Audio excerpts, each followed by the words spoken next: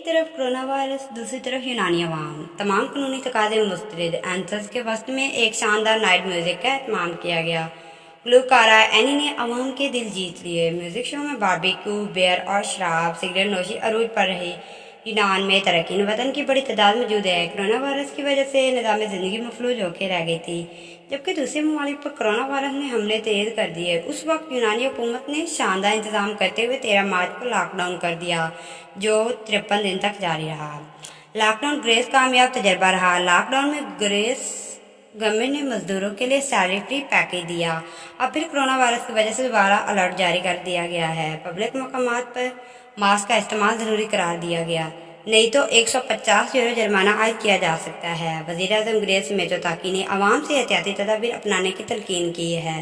ان کا کہنا ہے احتیاطی تدابیر آپ کی زندگی کی ضمانت ہے۔ کیمرہ مین ٹیم کے ساتھ ملک فیصل، سمرالہ گریف۔ ہر لمحہ، ہر خبر شان سے